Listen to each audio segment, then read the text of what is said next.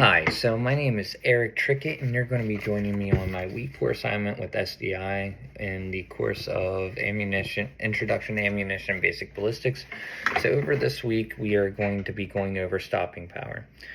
And as I've been looking into every mathematical formula that ends up coming into the formula for stopping power, all refers back to the Beth formula, which the Beth formula is just the mass energy loss per the distance traveled of charged particles and through the charged particles on its course through matter. So first one that I'd like to get into is Taylor KO. So Taylor KO is just the mass of a bullet times the velocity of a bullet times the diameter of the bullet, and then that's the first half. And you'll times that first half by 7,000 divided by the conversion of grains per pound, grains into pound. So that would be the second half. So you just divide the first half by the second half, and that's how you'd end up getting your Taylor KO formula. The second one is the Thornelli. The Thornelli is very similar to the Taylor KO, and how it ends up referring into the diameter of the bullet. So the Thornelli stopping power, which is TSP, is like 2.866 times this constant times the velocity times the mass of the bullet divided by 7,000, and then you'll times that by the square root of the diameter. I do believe that's what it was. Yeah, I do believe that's exactly what it was. The next one that I would end up going into would be like the Jocelyn, which is the projectile and the standardized kinetic after it leaves the muzzle.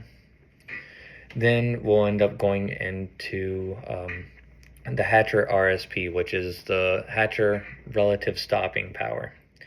And what it will be is that RSP, the relative stopping power, which is equal to M divided by 2 times G divided by, times A times F.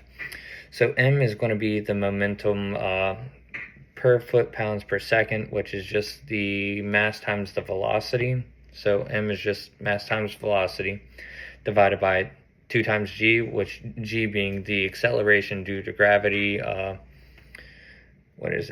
foot per second squared.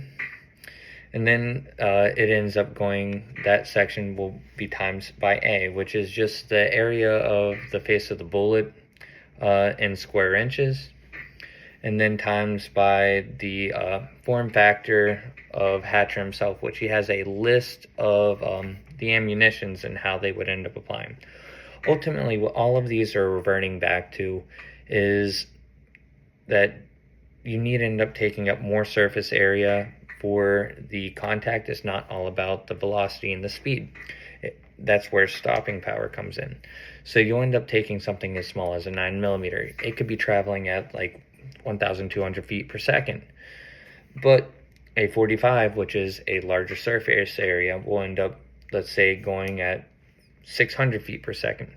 So although it has like 900 feet per second that is traveling faster, it's not going to have as much knockdown as the larger surface area going at a slower speed, because that slower speed is still going to give it more pounds per square inch whenever it comes into contact, whereas the smaller, going much faster, is going to have a better opportunity at the piercing power instead of the stopping power.